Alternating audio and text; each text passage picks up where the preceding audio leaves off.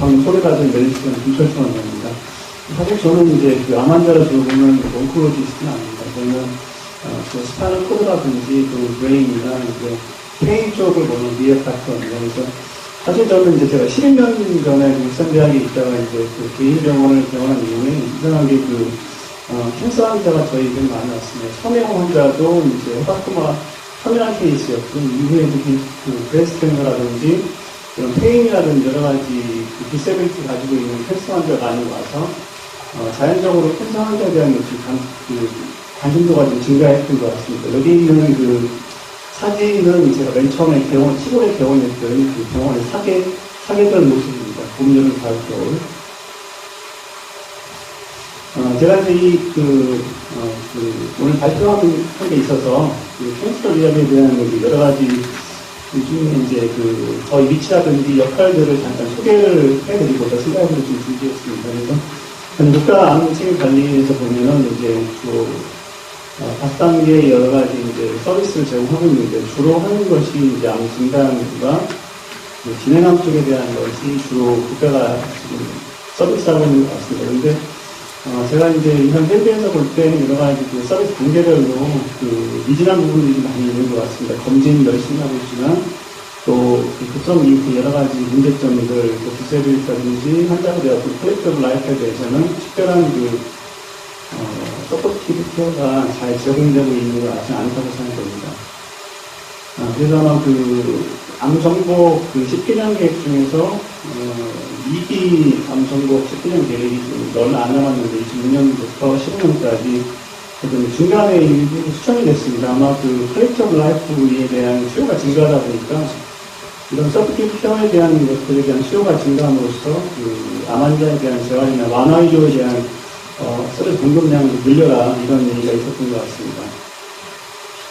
그래서 이제 암 환자에 대한 여러 가지 부담을 줄이기 위한 예방적인 거라든지 조기 검진, 진단 치료, 이외에 이제 재활과 완화 치료에 대한 관심도라든지 그런 지원을 이제 늘리겠다 이런 정부의 정책적인 관심도가 증가했다는 것을 볼 수가 있고요. 실제로 캔서 환자 같은 경우는 캔서 자체에 의한 여러 가지 뉴로바스큘라라든지 머스쿨 스켈탈 시스템 인볼브함으로 생기는 여러 가지 장애가 많습니다. 근데 또 하나의 세컨더리한 것들은 이런 치료를 함으로써 생기는 또 여러 가지 디스가 많습니다. 그래서 소설한 이후에 어떤 관절, 특히 이제 브레스트 캔서 같은 경우는 림프노드를 제거한 이후에 파에 대한 문제, 여러 가지 문제가 페인뿐만이 아니고 RM 리미테이션이라든지 굉장히 많고요. 또 부인감 같은 경우에도 이제 하지 쪽을 힘든 여러 가지 문제점이 많이 있습니다. 이런 것들에 대한 좀 더 환자를 위한 지원실이가 좀 필요할 것 같다고 생각이 됐고요. 그래서 저희는 이제 대학 트레이닝 받는 과정에서 사실은 캔서 환자를 많이 본 적은 없습니다. 그러니까 90년도 초반에 트레이닝 받았는데 그때만 하더라도 캔서 환자에 대한 굉장히 제한적인 행충 관리만 하는 것이 리에닥터의 이제 역할을 했습니다. 점점 더 이제 환자가 늘고 퀄리티 오브 라이프에 대한 관심도가 증가하다 보니까 여러 가지 역할들이 이제 증가하는 것 같고 또 그 당시만 하더라도 캔서가 굉장히 이제 게임이 빨리 끝나는 상황인데 지금 보니까 굉장히 점점 더 이제 치료 기간이 연장이 되고 그런 고통스러움이 그냥 증가하다 보니까 그에 대한 수요가 증가하는 것 같습니다. 그래서 저희가 주로 인볼브하는 것은 회복기 쪽 암 환자가 진단의 이후에 급성기 치료하는 사이사이에 힘든 시기를 도와줘서 컨벤셔널 테라피를 잘 할 수 있도록 도와주기도 하고 또 이제 코어션 되는 과정 중에서 문제점들을 도와주는 역할을 주로 담당하고 있습니다. 저희가 이제 해보면은 이제 환자들이 충분한 위치한 데서 면담을 하면서 정보를 얻거나 하는 것이 부족한 것 같고 또 여러 가지 보조요법에 대한 수요가 많은데 이런 역시도 대학병원에서 얻기가 좀 힘든 것이 있고요.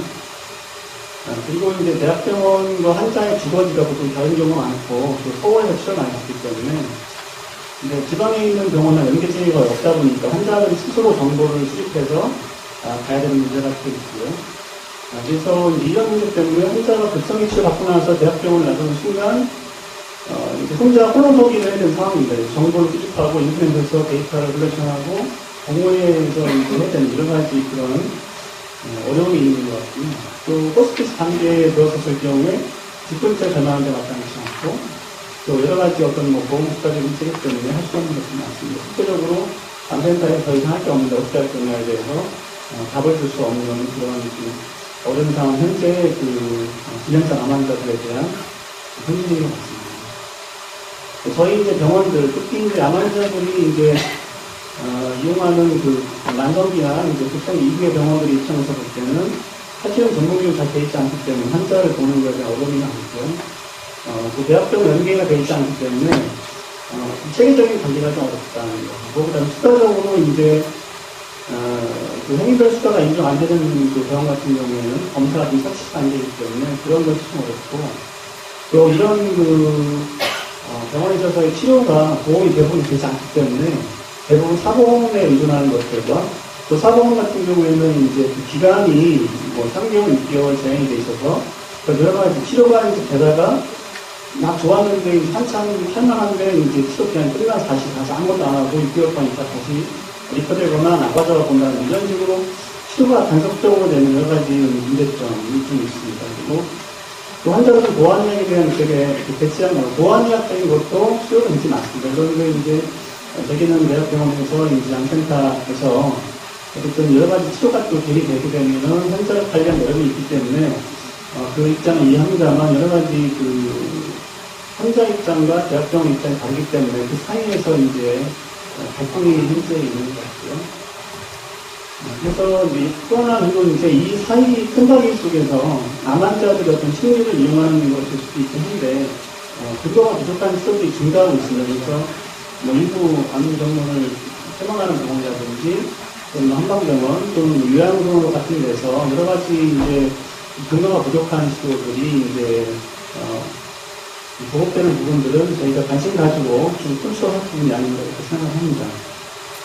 그래서 이제 여러 가지 컴펜시브한 치료들, 저희가 재활학과 같은 경우에는 다양한 팀워크 코치를 도박하는 것을 철학적으로 이제 주장을 하고 있는데, 현재 어떤 컨벤셔널 치료를 하더라도 여러 가지 어려움이 많고, 또 치료로 인한 여러 가지 소식 시스라든지, 어떤 삶의 질 저하 문제들에 대해서 대처를 하려면 여러 가지 복합적인 치료가 필요하다고 생각이 되고, 향후에는 이제 컨벤셔널 세라피가 가장 중요할 것이고요. 또 보완적인 치료라든지 환자의 어떤 삶의 질을 볼 수 있는 일정 부분 근거를 가지고 있는 보완적인 치료는 반드시 필요하다고 생각합니다. 제가 한국에서 이제 관심을 가진 여러 가지를 이제 고민했었는데 우연한 기회에 이제 여러 나라들을 돌아보면서 가장 그래도 이제 나름대로 어떤 체계적인 걸 가지고 하는 데가 독일였던 것 같습니다. 여기는 그래서 암 환자들이 이제 어떤 우리 사회법에 의해서 연계적 치료, 그러니까 급성기 치료 이후 연계적인 치료라든지 또는 레하라고 하는 어떤 재활 치료에 대해서 국가적인 지원을 받으면서 떳떳하게 이제 치료를 받고 저희처럼 사보험에 이런 단속적인 치료가 아니라 연계적인 치료를 받고 루틴 코스로 급성기 치료와 회복기 치료를 받으면서 상당히 좋은 결과를 보이는 것들을 보면서 이게 우리한테 일부 모델이 될 수 있겠다 이런 생각을 좀 했습니다. 그래서 급성기 치료 이후에 이제 뭐 한 달 반 정도 치료하는 경우가 있고 그 다음에 이제 1차적으로 그 상태에 따라서 재활 치료를 받는 것들을 볼 수 있었고요. 그래서 그 1년에 진단된 암 환자 한 50만 명 중에서 상당히 많은 환자들이 주로 재활 클리닉에서 이런 서포팅 케어들을 받고 주로 위하고 비슷한 거긴 한데요. 유방암증 환자가 특히 이런 치료들을 많이 받고 있었습니다. 저희한테 상당히 낯선 건데 여러 가지 이제 여기는 보완의학도 있고 대체학도 있는 저희 입장에서 볼 때는 그래서 기존의 어떤 컨벤셔널 세라피 이후에 여러 가지 보완의학적인 치료라든지 심리 정신 또는 우리가 이용하는 물리요법들 그리고 회복요법이라고 하는 저희가 약간 생소한 그런 방법들도 많이 쓰고 있었고요. 또는 재활 지역에서 많이 하고 있는 마사지라든지 이런 것들을 통해서 만족감을 주면서 치료를 하고 있는 것을 많이 봤습니다. 그래서 이제 여기에는 뭐 면역치료라든지 또 백신요법, 어떤 비타민들을 미네랄을 통한 이런 외양요법들, 오소몰레큘러 세라피 같은 것들이 이제 사용하고 있는데 이 중에 일부는 이제 저희 우리나라에도 들어와 있는 게 있고요. 또 전혀 생소해서 아예 들어와 있지 않은 것도 있습니다. 이 중에 이제 하이퍼토미아라든지 또는 몇 가지 어떤 미스터 같은 거라든지 세레늄 같은 것들은 일부 약제가 들어와서 현재 대학병원의 일부, 또 민간병원에서 점차 사용량이 늘고 있는 상황입니다. 그래서 이제 사실 저희가 그 대학병원에서 이제 트레이닝 받을 때는 하더라도 그 캔서 환자에 대해서 이제 쓰는 그 힙세라피, 특히 딥세라피 같은 경우에는 굉장히 컨테이닝 해가지고 주의를 해라. 히트를 가함으로 해서 환자들한테 나쁜 영향을 줄 수 있다. 상당히 제한적이었었고 금기를 가지는 상황이 있었습니다. 그런데 제가 이제 독일 가서 봤을 때 이제 이런 것들 오히려 이제 컨트롤을 잘해서 활용하게 되는 컨벤셔널 세라피 이펙트를 올릴 수 있는 그런 것으로 이제 설명을 하면서 실제 많이 이용을 하고 있고 좋은 결과 내는 자체가 상당히 좀 인상적이었습니다. 그래서 제아락과에서 많이 이용하는 세라피 마사지라든지 림프드레이닝 치료 같은 것들을 통해서 특히 유방 환자들에 대한 치료 효과를 느끼고 있었고요. 이것은 이제 하지부종 환자인데 이제 치료가 안 돼서 나빠진 케이스였죠. 그래서 이제 보통 30% 정도 환자가 이제 유방암 치료 리프 다이섹션 한 이후에 이런 상황들을 경험한다고 하는데 초기에 이제 치료를 통해서 증상 악화를 방지할 수가 있고요. 또 이제 대학병원에서는 관심이 없을 수도 있긴 한데 일반 클리닉에서 볼 때는 굉장히 피로가 많이 호소합니다. 거의 77%에서 80% 환자가 치료 받는 기간 중에 또는 치료 기간 이후에 상당히 오랜 기간 동안 만성적인 피로와 무기력증을 호소를 합니다. 그래서 아마도 이게 약간 독성 치료와 관련성이 있지 않을까 생각을 하고 있고요. 여기에 이제 도움하기 위해서 여러 가지 로그레이드 반복적인 운동요법을 통해서 피로도를 감소한다는 여러 가지 논문적인 근거가 있고요. 그래서 에어로빅 엑서사이즈를 보통 맥시멈 합레이트의 10% 정도로 낮게 로그레이드 단위에서 환자들을 관리해서 관절 운동이라든지 근력 강화 운동을 또 실행을 하고 있고요. 도구를 이용한 운동이라든지 그룹 치료, 작업들을 통하고 상기기능 강화를 하고 있었고, 또 이제 통증 완화를 위해서 저개선 같은 것들은 우리가 일반적으로 이용하고 있는 것 같고요. 이러한 것들은 전신, 우리가 볼 때 이제 피부어 세라피 같은 전신 고는 치료들을 많이 이용하고 있었고, 또 독소적인 장비들, 제가 또 쓰고 있는 온코션 장비들 많이 쓰고 있었습니다. 그래서 이런 것들을 통해서 결국 궁극적으로 저희가 이제 기본적으로 쓰고 있는 컨디셔널 세라피의 효과를 높일 수 있고 환자 만족도를 높일 수 있는 거라고 생각하고 있습니다. 그래서 제가 지금 저희 병원에서 이제 하는 것들은 보통 기본적인 컴플리케이션을 줄일 수 있는 것들과 운동치료, 다이어트, 선한 생활법들하고 심리적인 부분들, 그 다음에 메타볼릭한 것들을 개선시키기 위한 방법들을 사용하고 있고, 특히 이제 가장 입원 환자가 많고 이제 수요가 있는 저희 병원에는 주로 입원 환자하고 브레인 튜머 쪽하고 메타 환자들을 치료하는 프로그램들을 이제 개발하고 사용하고 있습니다. 저희는 그래서 온콜로지스트와 같이 합류해서 재활학과 의사하고 온콜로지스트하고 간호사, 재활치료사들이 주축이 돼서 암환자에 대한 그런 치료를 진행하고 있습니다.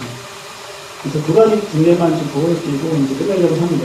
이 환자는 50살까지 앉았는데 10년도에 이제 브레스트 캔서 발견이 됐고 이 환자 역시 이제 여자 환자들이 참 희한하게 브레스트 자체를 제거하는 걸 싫어하고 가급적이면 보존하면서 살려고 하기 때문에 초기에 굉장히 중요한 타임 놓치면서 그런 것이 많이 있습니다. 이 환자 역시도 자연요법을 해가지고 하겠다고 하고 했는데 여기 암석도가 이제 피부 뚫고 나와서 터지니까 병원에 왔었고, 이제 대학병원 케모를 실패한 다음에 저희 병원 입원하면서 이제 권유를 해서 RT하고 케모를 같이 했던 케이스입니다. 그래서 온코선이라는 주 3회, 3사이클 이상을 했습니다. 그래서 처음에 왔을 때 피부가 많이 자라서 압축을 풀리면서 굉장히 어려운 상황이었는데, RT하고 또 같이 하면서 좋아졌고, 리셉션 이후에 지금까지 이제 리퍼 없이 잘 지내는 케이스가 있었고요.